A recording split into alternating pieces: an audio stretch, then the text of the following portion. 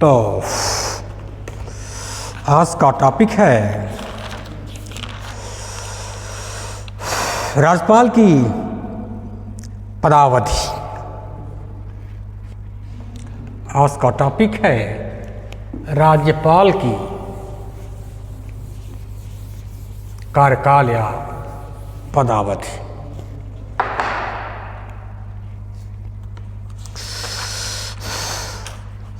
राज्यपाल की पदावधि। राज्यपाल की पदावधि। राज्यपाल की पदावधि, टर्म ऑफ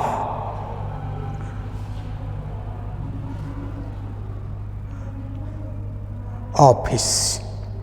तो भारतीय संविधान का अनुच्छेद 156 में राज्यपाल की पदावधि तथा त्यागपत्र के बारे में प्रावधान किया गया है। भारतीय संविधान की अनुच्छेद 156 में राज्यपाल की पदावधि व त्यागपत्र के बारे में प्रावधान किया गया है। तो अनुच्छेद 156(1) के अनुसार, अनुच्छेद 156(1) के अनुसार राज्यपाल राष्ट्रपति के प्रसाद पर्यंत अपना पद धारण करेगा। ठीक है। भारतीय संविधान के अनुच्छेद 156(1) के अनुसार राज्यपाल राष्ट्रपति के प्रसाद पर्यंत अपना पद धारण करेगा। भारतीय संविधान के अनुच्छेद 156(1) के अनुसार।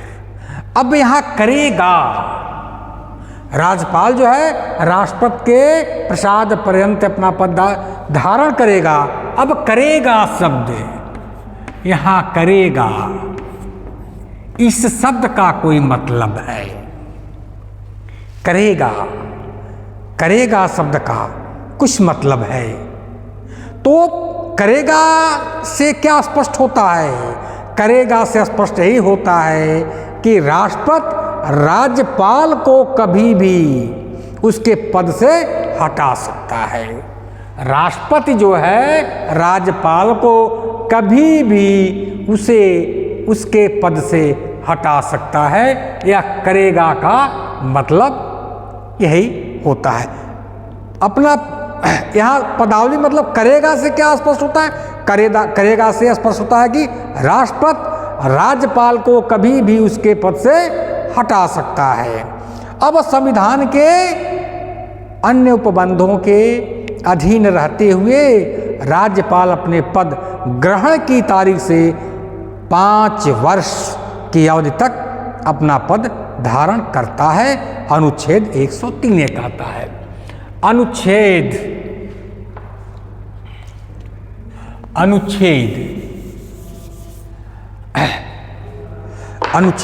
156(3) अनुच्छेद 156(3) यह कहता है कि राज्यपाल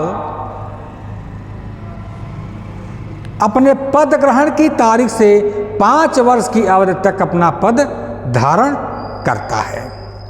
राज्यपाल अपने पद की अवधि समाप्त हो जाने के बाद भी तब तक रहता है कि जब तक उसका कोई उत्तराधिकारी आ नहीं जाता है, यानी आकर के पद ग्रहण कर नहीं लेता है, तब तक जो है राज्यपाल अपने पद पर बना रहता है। कहने का मतलब है कि राज्यपाल 5 वर्ष तक अपना पद 5 वर्ष तक अपना कार्यकाल पूरा कर लिया है और वह तब तक अपने पद पर रहेगा कि जब तक उसका उत्तराधिकारी आकर के अपना पद ग्रहण नहीं कर लेता है। राज्यपाल राष्ट्रपति को अब त्यागपत्र किसे देता है? राज्यपाल राष्ट्रपति को संबोधित अपने हस्ताक्षर युक्त लेख द्वारा अपना कार्यकाल समाप्त होने के पहले ही कभी भी अपने पद से त्यागपत्र दे सकता है। राष्ट्रपति अपना त्यागपत्र किसे देगा? राज्यपाल अपना त्यागपत्र किसे देगा? राज्यपाल अपना त्यागपत्र राष्ट्रपति को देगा। तो राज्यपाल त्यागपत्र किसे देगा? राष्ट्रपति को देगा।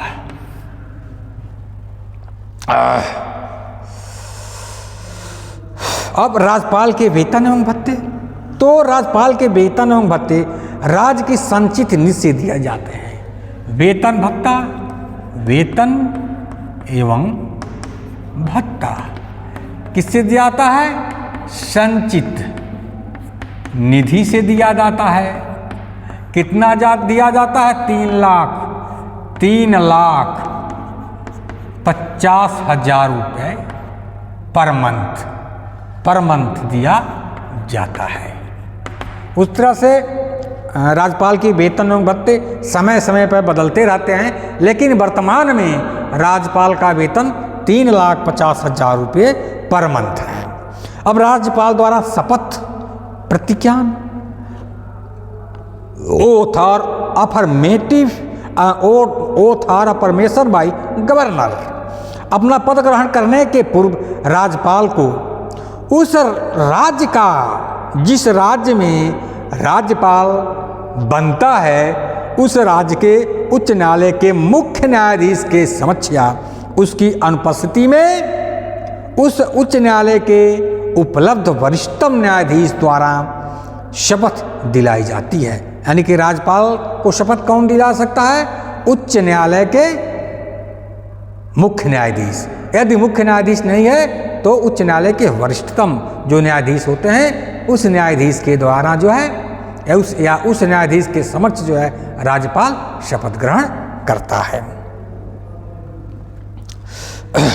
और राज्यपाल द्वारा इस पर हस्ताक्षर किया जाता है। अब राज्यपाल की शक्तियां तथा कार्य, अनुच्छेद 154(1) के अनुसार, अनुच्छेद यहाँ पर आ जाइए, राज्यपाल की शक्तियां एवं कार्य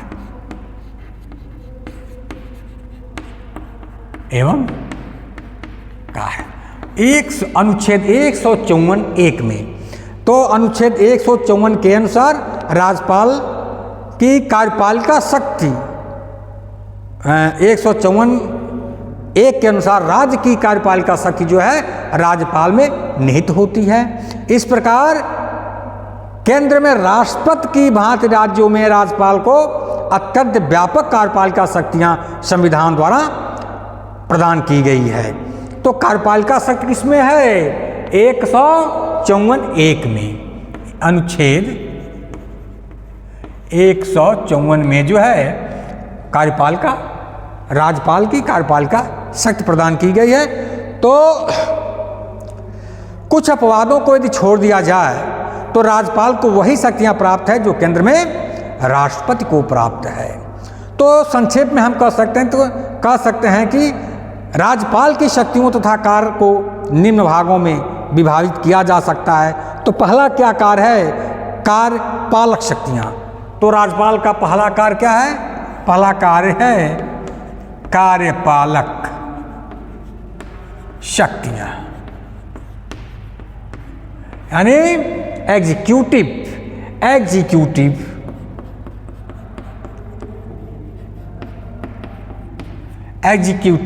पावर, ठीक है, एग्जीक्यूटिव पावर्स। दूसरा क्या है? विधायी शक्तियां।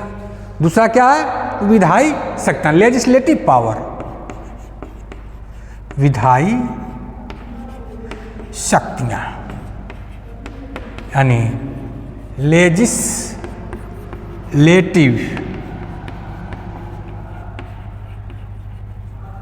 पावर्स। कार्यपालिका शक्तियां हो गया, विधायी शक्तियां हो गया। तीसरा है न्यायिक शक्तियां,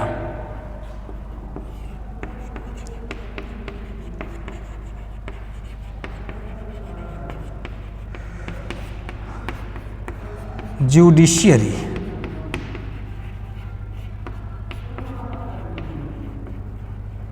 पावर्स।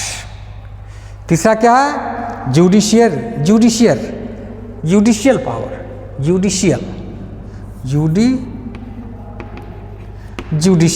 पावर या जुडिशरी पावर। उसके बाद से चौथा वित्तीय शक्तियां, फाइनेंशियल,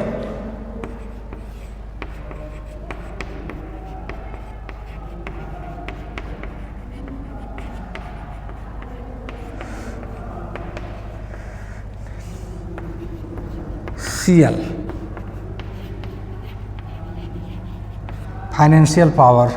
और पांचवा है विवेकीय शक्तियां।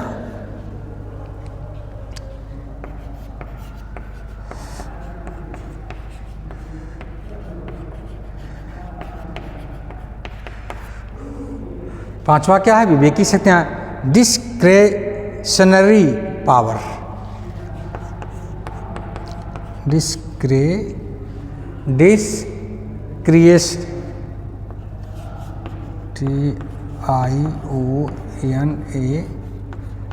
पावर।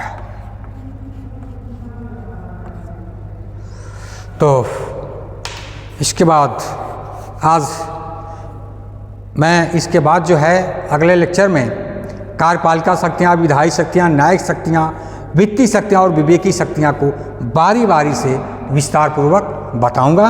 आज इतना ही, धन्यवाद।